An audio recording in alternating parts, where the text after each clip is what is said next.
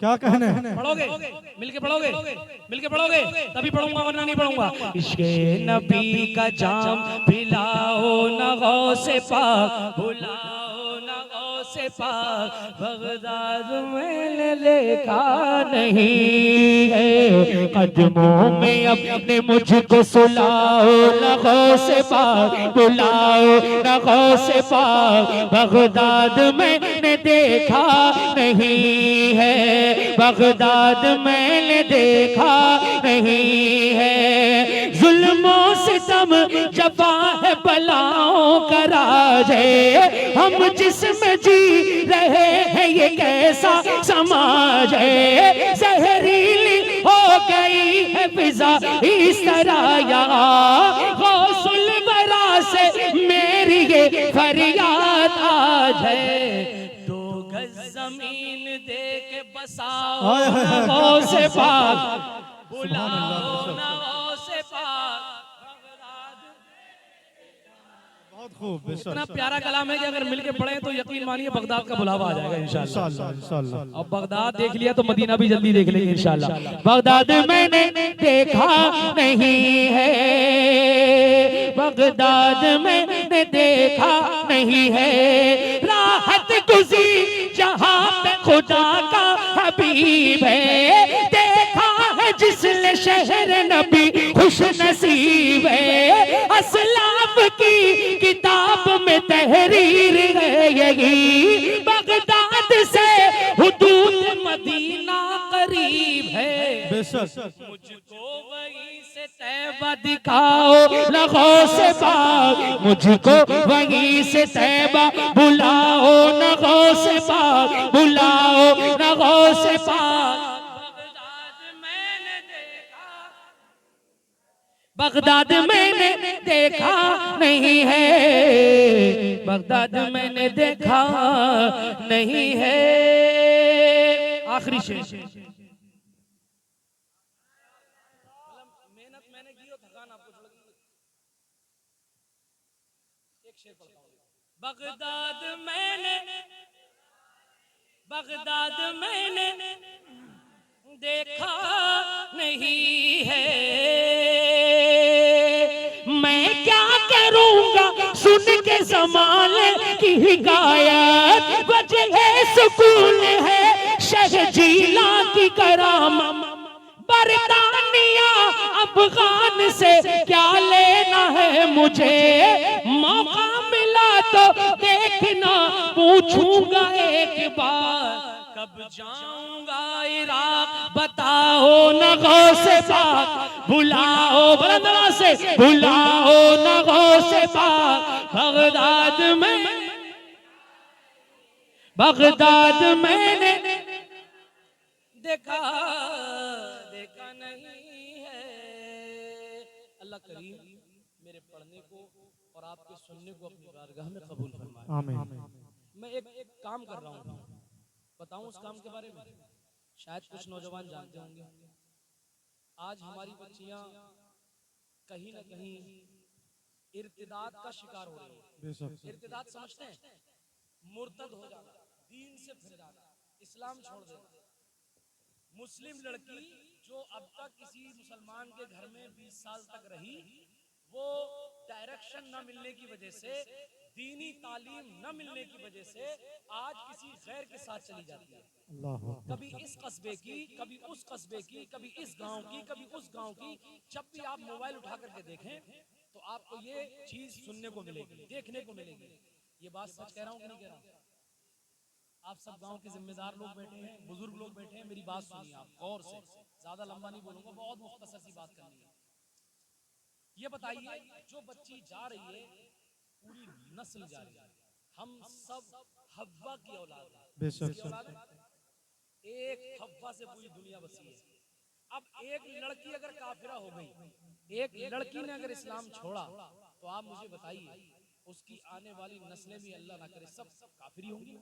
जब वो काफिरा होगी तो उसकी आने वाली नस्लें भी काफिर पैदा होंगी। इसका खामियाजा किसे भुगतना पड़ेगा और इसका जिम्मेदार कौन है? और उनके ईमान बचाने की जिम्मेदारी किस पे है? ईमान का असल मुहाफिज तो अल्लाह है। असली ईमान की हिफाजत तो अल्लाह करेगा, लेकिन कम से कम ईमान बचाने की तो कोशिश करनी चाहिए। बेशक बताइए, कोशिश करनी चाहिए नहीं करनी चाहिए? आज मालूम है कितनी बच्चियां चली गई।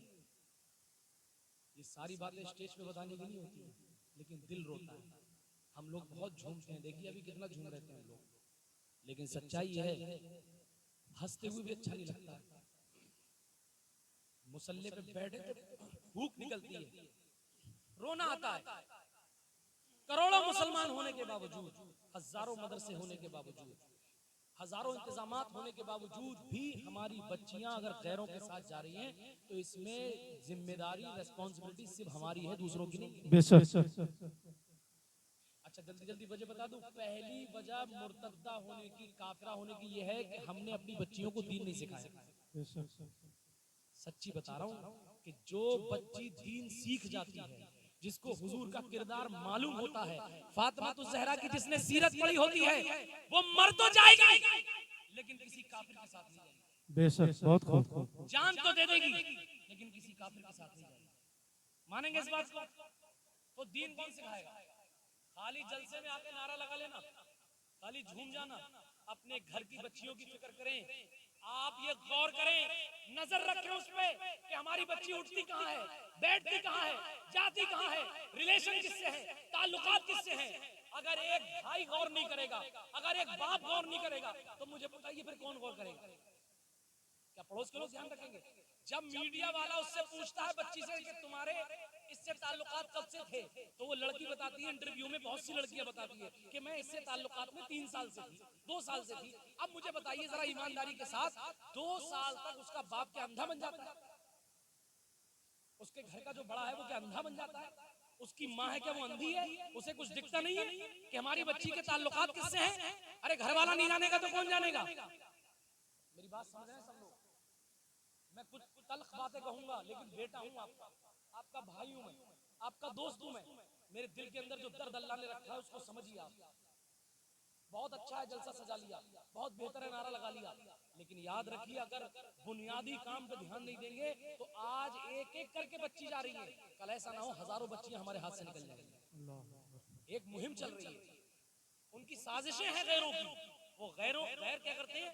लर्निंग सेंटर में, कोचिंग सेंटर में, कंप्यूटर सेंटर में, नौकरी के नाम पर, पैसों के नाम पर तुम्हारी बच्चियों को बहलाते हैं। ऐसा है कि नहीं है?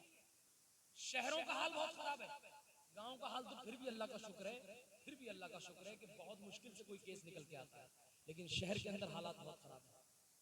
अब मुझे एक बात और बताइए, जान बचाना जरूरी है या ईमान बचाना जरूरी है? जरा जोर से बताइए।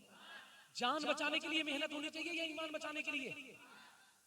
आप फिलिस्तीन के लिए आंसू बहा रहे थे, आप तो फिलिस्तीन के लिए रो रहे थे, आपने तो फिलिस्तीन के लिए रोए। मैं मना नहीं करता, मैं भी मुसलमान हूं, मैंने भी हुजूर का कलमा पढ़ा है, और जिसने हुजूर का कलमा पढ़ा है हर एक शख्स ने फिलिस्तीन के लिए आंसू जरूर निकाले होंगे, उसके सीने में एहसास जरूर होगा। लेकिन ये भी याद रखो कि फिलिस्तीन वालों की जान गई है, सिर्फ जान, फिलिस्तीन वालों का ईमान नहीं गया। बताइए ईमान गया किसी का? उन्होंने जालिमों की आंखों में आंखें डाल के बात की है, डरे नहीं वो। सुनो नौजवानों सुनो, और बुजुर्ग भी हैं मेरे बैठे हुए, मैं आपका बेटा कुछ बातें कहना चाहता हूँ, ये दर्द है, सुनिए आप। लेकिन आज हम फिलिस्तीन के लिए, फिलिस्तीन में मालूम कितने लोगों का इंतकाल हो चुका? तकरीबन 40,000 लोग जा चुके हैं, जिसमें से 17,000 क्या हुआ? माइक में मैं इसमें ही बोल रहा हूँ, लेकिन भाई आप बोल ही नहीं रहे आवाज में। क्या माइक का मतलब होता है दूर से कैच कर। अच्छा तो यार वही वाला लगा लेते। खैर, आपको आवाज आ रही है समझ में?